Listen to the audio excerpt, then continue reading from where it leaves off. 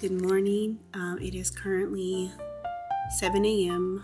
West Coast time, and I have been just up watching the sunrise while I drink my tea. This morning I had dandelion root, so I actually have the day off today, and I wanted to go ahead and record a reading vlog because today's honestly is going to be me just in the house, relaxing, being cozy. Today we're going to read. I might color a little bit. I think I'm gonna color. That's really like calling my name today. So, and today is Thanksgiving, and I'm not really doing much for it. I'm not really a traditional person that celebrates Thanksgiving like that, but I would like to watch the Charlie Brown Thanksgiving um, episode. So I think I'm gonna do that too. But we'll see. We'll see what today brings us. But this is just literally just relaxing, reading, coloring, just being a homebody. So the book I'm going to read this morning is The Village of Eight Graves. It's actually a Japanese murder mystery, detective novel. I believe it's actually from the 1950s. If you watch my last video that I posted, you would know that I just got this book. It's a brand new book.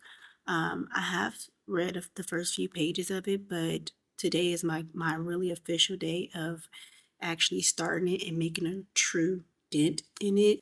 And I picked this book because it is November and I'm in the mood for a good murder mystery. Every time it gets cold, I'm always running to this genre.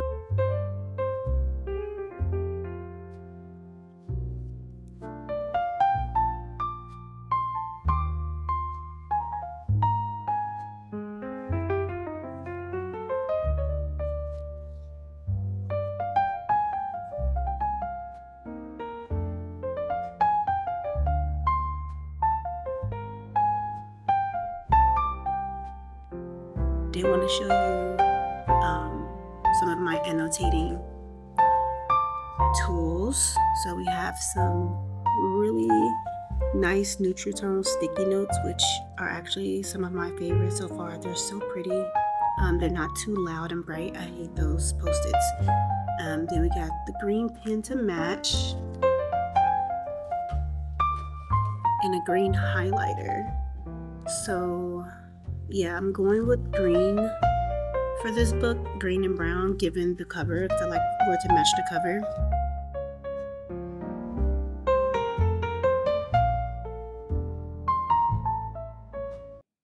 So I just finished the prologue and it was pretty good. I actually had some WTF moments in here. It was pretty much just setting up the whole world and characters for the book.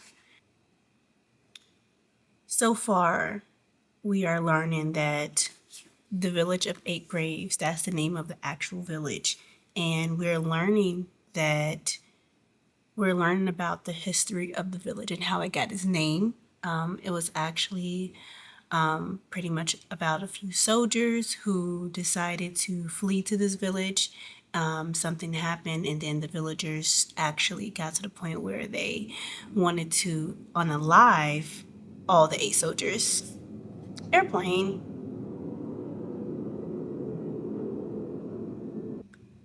They got to the point where they wanted to unalive eight of the soldiers. And before that happened, the soldiers decided to place a curse on the village. So now a lot of mischief and a lot of tragedies happen in this village now because of what happened decades prior with the eight soldiers. So we learn about some of the families who are affected by this curse. It kind of brings chaos among the villagers, and especially certain villagers. It's almost kind of like those haunted houses where they say, "Oh, this house is cursed," And every family that moves in here, the dad always wind up going crazy and unaliving the whole family. That's is very similar to that so far, but for the entire village. And that is pretty much what we're learning. And there's more to it, but I'm trying not to give too many spoilers in case you want to read the book. So now I'm heading into chapter 1, and I think the point of view switches to the actual detective who is the one speaking, narrating the entire novel. My guess is that he's going to have some sort of murder mystery to solve in this village, and that's pretty much what the prologue was setting up for, to give us a backstory about what's going to happen. I mean, about what happened and how the village got its name, and also the curse that the village has on it. So we'll see how it goes. To be honest, reading the prologue made me very hungry. Is it prologue or prolude? I don't know. I always hear like two different pronunciations for it, but whatever. I'm getting pretty hungry, so I think I'm gonna make me like a breakfast snack. I've been really obsessed with dates and butter lately, so yeah, I'm gonna eat that because you can't read on an empty stomach.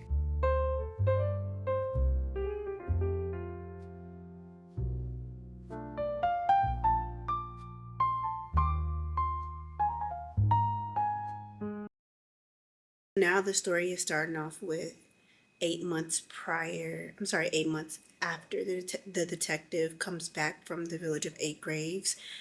8 months after his case at the village of Eight Graves. So I'm guessing he's going to take time to reflect about the things that happened. As of right now, he's talking about how his life is so peaceful, and how the events at Eight Graves were so terrifying. And so hopefully he's going to get into what really happened. I'm pretty sure that's what the whole book is going to be about. We know so far is that the village is cursed, and the village has this pretty much this atmosphere that makes people go crazy. And I always love when multiple things in my media intake is connecting with each other. And this one kind of reminds me and kind of connects slightly with the other shows that I am currently watching. So I am watching two shows now, which is Welcome to Derry, and also Stranger Things that just came out last night. We should watch some of that today. I think I'm going to watch some today too. I feel like all three of them pretty much talks about this force, this supernatural, multidimensional force that is causing chaos in the town or village that is in. And that is the connection I'm starting to see with all three of them. They kind of all line up. And this happens to me a lot, where I'll pick up random TV shows or random books, and at the same time, they all kind of just correlate with each other. It's such a cool universal thing.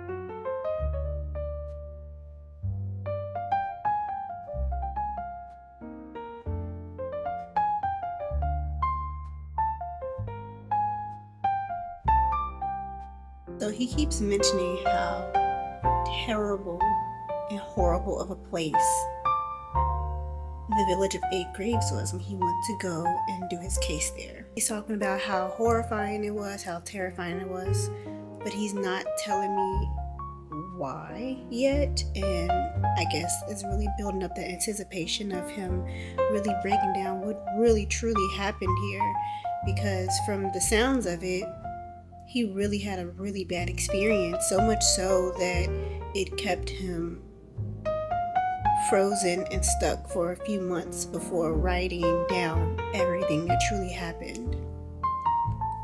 So right here it says, the village of Eight Graves, even the memory of it makes me shudder. What a horrible name, what a horrible place, and what a horrible, terrifying business it all was. But what happened? What happened here?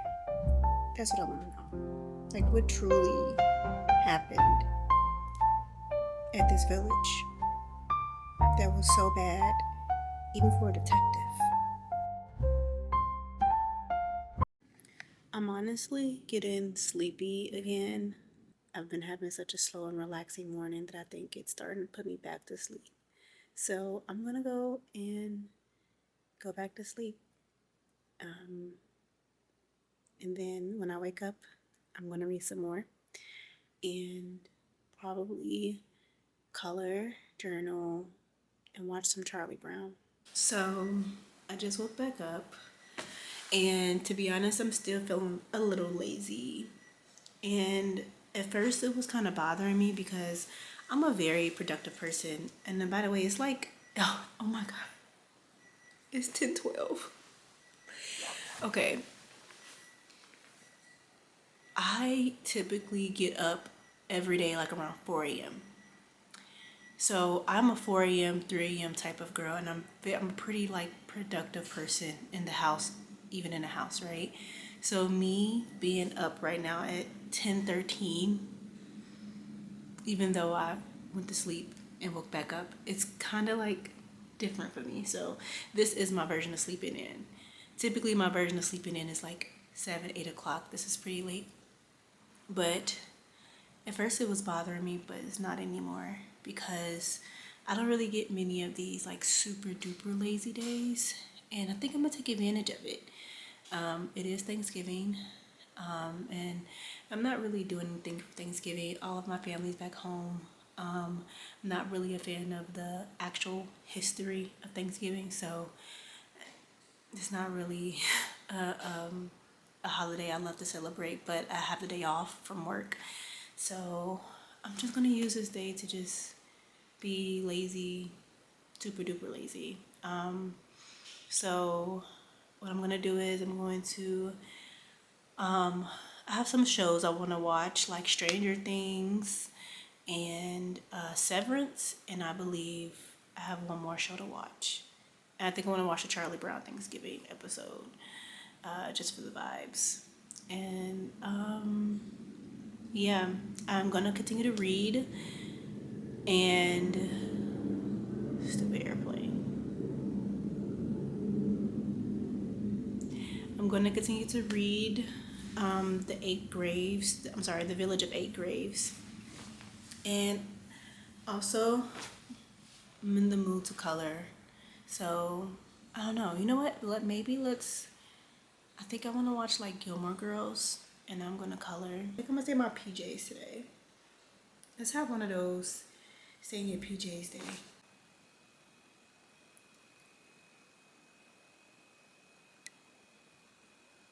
Nothing. Oh, this place looks like fun! They're never gonna let me in. They will let you in. This is a felony, you know, corrupting a minor. We'll all end up in a bookie. He's right. We're all going to the bookie. Sweetie, don't say boogie. It's creepy. Especially when you move out of town. Buzzing! Has she eaten? Yeah, about a quart of wine. Hi, West. Wedding dress. And my I think tiara I'm and gonna my do this gloves. one. And I would stare I at think myself. I'm gonna do this one. It's so cute. How very safe I felt. Hey, a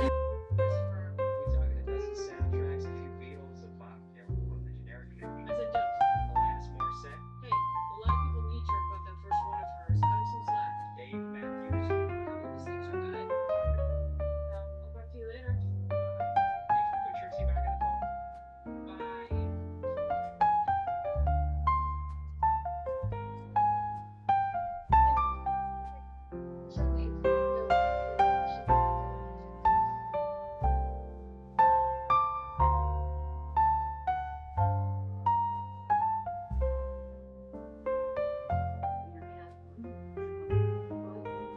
Baseball says cable no kid.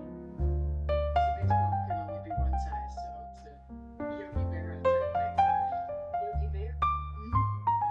No. Forget it. I feel like crap. So I'm halfway through my coloring page now, and it's looking okay. I kind of like it, kind of don't, but it's fine. I'm getting used to these new markers. and I just do it for fun. But no way am I honest. This is what I have so far. Yeah. I'm like, I rate it so far a 6 out of 10. But it's okay. It's the thought that counts. Okay, you guys are ready to see the finishing product? So don't judge, but here it is right here. Now that I'm done, I will give it a maybe 7.5 out of 10 now. It's not my best work. All right, so I'm done coloring and I'm ready to start back reading for the day. I'm hoping I can get a really good dent in this book.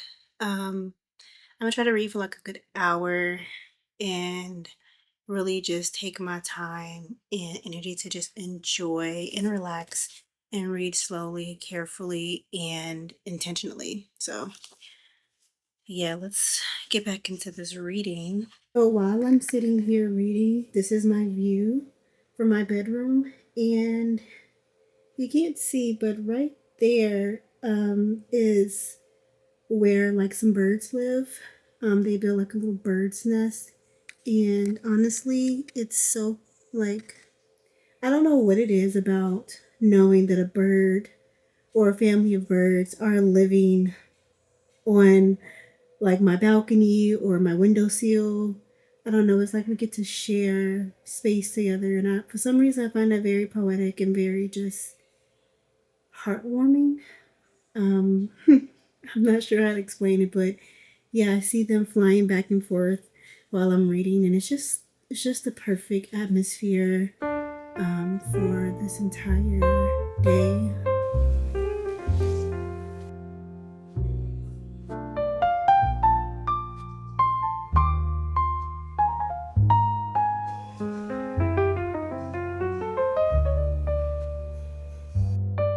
So I just hit like one of my first like plot twists, I wouldn't say, in the book already, and I'm only on page 26. So in the prologue, they talked about this village and how it was cursed, and they talked about this guy who got really obsessed with the woman and her beauty, but he was so obsessive about her that he started to become abusive and just overly possessive of her, because he was so affected by the town's curse, right? So once that happened, the woman tried to get away from him. Every single time she tried to leave and escape, the villagers would bring her right back to the guy because everyone was scared of him. And they were scared that if he found out that they were helping the woman escape, then he would kill the rest of the villagers. So they would just give her back to him every single time. So one time she became pregnant. So once she became pregnant, she decided that she had no choice but to actually put her best foot forward and leave out of the village this time and really just make a better life for her and her son. But once she left, the guy realized she was gone and he wound up terrorizing and killing his own family. He killed more villagers just because he was so upset about this woman leaving and taking his son with her, right? And I think at the end, he also killed himself as well. So that was one of the last huge tragedies that happened inside of this village. So now in chapter 1, we're seeing the point of view of the detective, and this is 8 months later after he actually comes back from this village and having a case in this village. But come to find out, it was his mother who was the one that got pregnant and escaped. And that is the first like plot twist that I'm already getting so early on in this book. So I really have a lot of faith that this book is going to be good because that was a crazy thing already. I know it's not the craziest plot twist, but it's already interesting to know that he was the son that was birthed by this mom who went through so much terror and so much abuse from this deranged man who was under the curse of the village. And it's even said that his mom had night terrors and she suffered a lot of trauma even afterwards. So yeah, I just wanted to mention that plot twist, and I'm just like, what the fuck? It was your mother? Yeah. So see, now I want to know what made him even want to go to the village in the first place. Like, what called him to this village? What made him say, I need to take a case here? You know, what was the case? What happened? That's really what I'm wondering and anticipating right now. Like, what drew you to this village? And did he know that his mother was from this village before he went? Did he go because she used to live there? You know, I have all these questions. I have all these questions. So I'm going to end my reading of the day right here. We did get a little bit more answers about the guy, the main character, the detective, and why he's going to go to this village. So he's actually going to go to the village because a lawyer reached out to him to let him know that his biological family lived in this village and they were looking for him, and they're supposedly rich. So this is what's going to promote him to actually take the steps and visit this village. But he also got a letter from a random unknown person that's telling him not to go because there will be bloodshed given that it's a curse. They didn't mention the curse part, but they just mentioned that do not go. They sent a warning, but I don't think he's going to listen to the warning. I think he doesn't believe in the warning. So that is the next steps of this. I don't know what I'm going to do now. I'm thinking maybe I'll eat like some apple pie and watch Charlie Brown special, Thanksgiving special. Yeah, so I'm gonna do that and relax for the rest of the evening.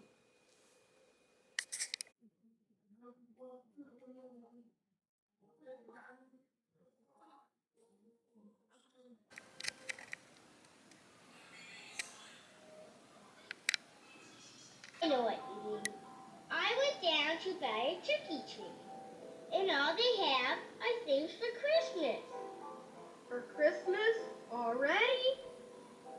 Anyway, why should I give thanks on Thanksgiving? What have I got to be thankful for? All